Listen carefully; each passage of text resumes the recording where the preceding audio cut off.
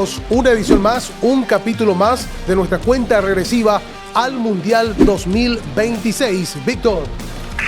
Sí, Neri, continuamos acompañando a nuestros grandes amigos rumbo al Mundial 2026.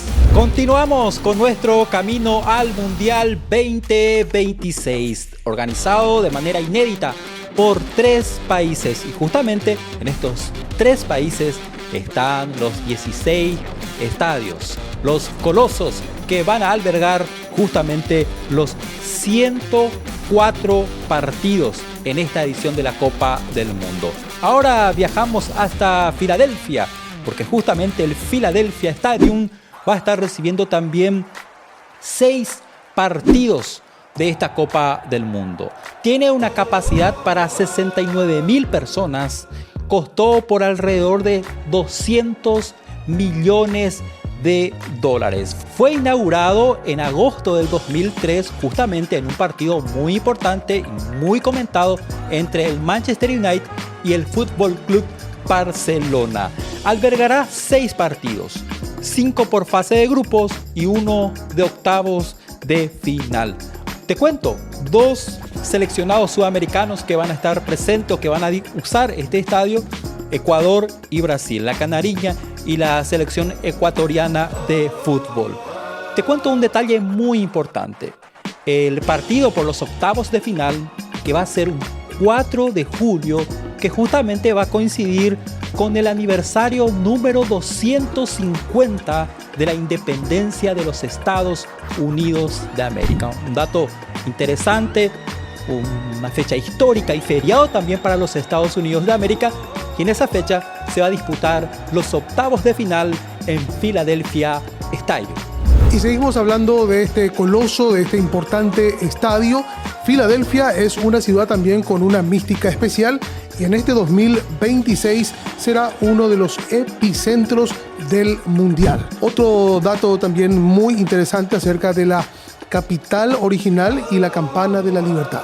Mucha gente olvida que Filadelfia fue la capital de los Estados Unidos entre 1790 y 1800, antes de que se terminara de construir la ciudad de Washington, D.C. Y las personas que visiten esa ciudad en el Mundial 2026 estarán también caminando por las mismas calles donde Benjamin Franklin, Thomas Jefferson debatían. A pocos kilómetros del estadio uno puede visitar también el Liberty Bell, que es la campana de la libertad, que tiene una grieta famosa que, según también una leyenda, se agrandó al sonar por la muerte del presidente del Tribunal Supremo en 1835.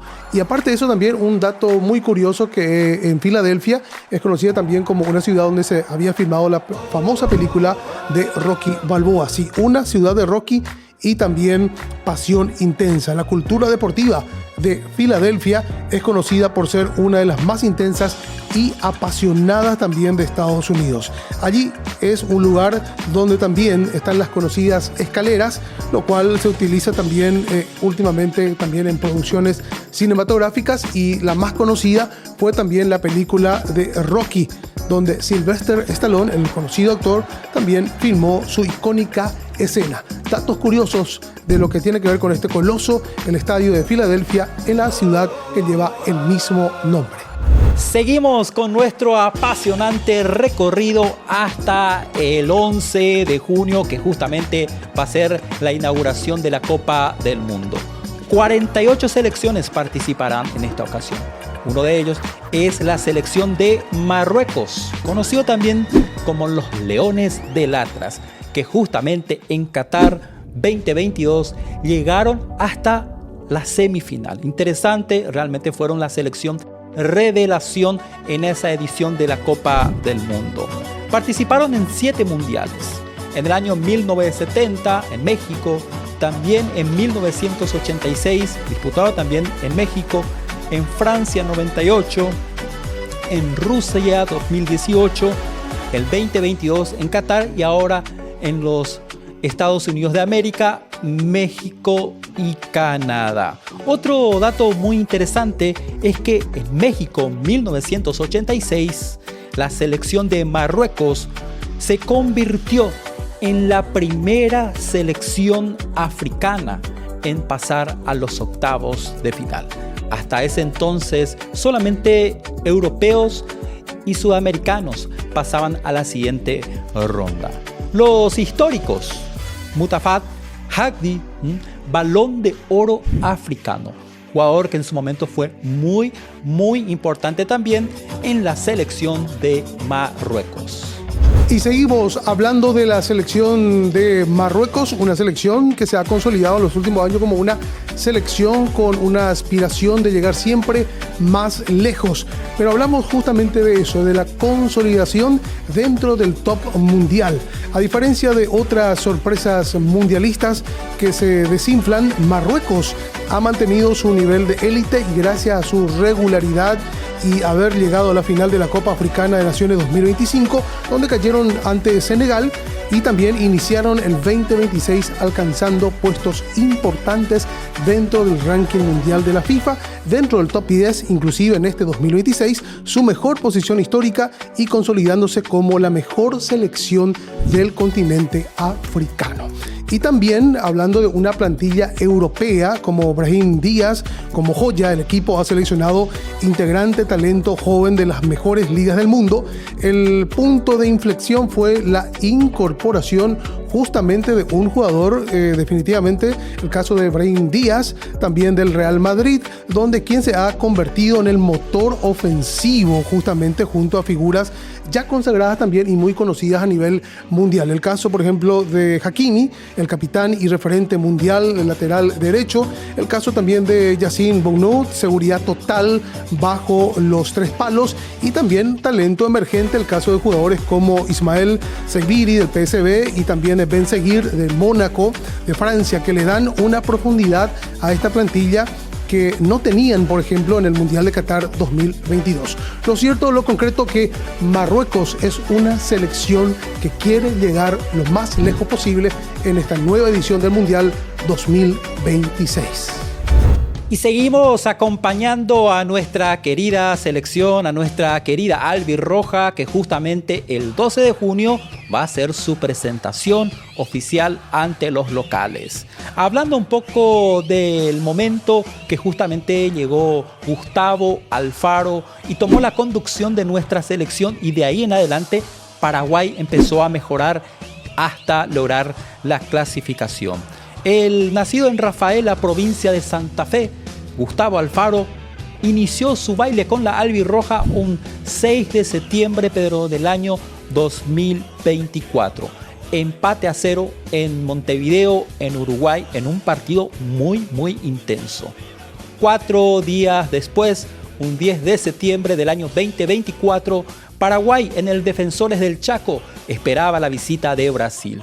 Con un golazo de Diego Gómez, Paraguay conseguía un triunfo más que importante y cosechaba sus primeros 4 puntos o sus 4 puntos en este combo. En el siguiente combo, Paraguay visita a Ecuador un 10 de octubre del año 2024, empate a 0 una vez más. Luego recibía la visita de la selección vinotinto, Venezuela. Victoria de Paraguay 2-1. Luego, el 14 de noviembre del mismo año, victoria de la albirroja nada más y nada menos que ante la actual campeona del mundo. Sí, Paraguay vencía 2-1 a la Argentina con goles de Sanabria y Omar Alderete. El último partido de ese combo fue un empate, pero en Bolivia, con gran participación del caguaseño Julio César Enciso. Y seguimos hablando acerca del técnico de Paraguay, de la selección paraguaya de fútbol, de nuestra querida albirroja. Estamos hablando de Alfaro, sí, Gustavo Alfaro, el DT, filósofo y su oratoria. Si algo define a Gustavo Alfaro es su capacidad para hablar. Es conocido en todo el continente por sus conferencias de prensa, que a menudo parecen clases de motivación o filosofía. El detalle, que son muy interesantes, y les cuento, antes de ser un técnico de élite, trabajó durante años como comentarista deportivo en una televisión, y específicamente en la televisión también de Colombia, sí, especialmente en Caracol TV, un dato interesante. Esta faceta comunicativa de Alfaro le ha servido para blindar psicológicamente a sus planteles.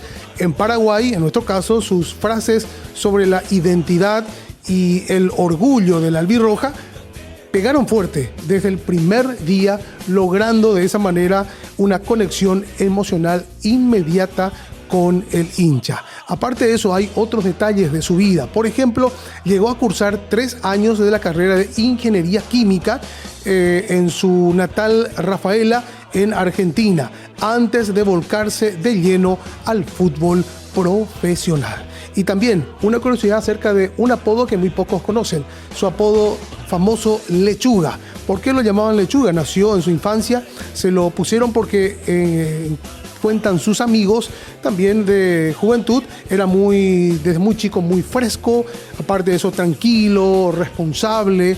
Eso realmente valió para que lo llamen así, en ese apodo Lechuga. Y además de que siempre mantenía el orden, una característica que hoy aplica también a sus defensas casi impenetrables. Ese es un poco de la vida de lo que es el técnico de nuestra albirroja, el DT Gustavo Alfaro. Y como es habitual aquí en el camino al Mundial, siempre te dejamos con un buen pensamiento. El deporte no solo te ayuda a mejorar tu cuerpo, también templa tu carácter para los desafíos de la vida. Muchas gracias por acompañarnos en Camino al Mundial. Nos vamos, Neri. Asimismo, pero no se olviden de seguirnos en las redes sociales. Estamos como Mensajero Camino al Mundial 2026. Se vienen otros episodios increíbles. Nos vemos.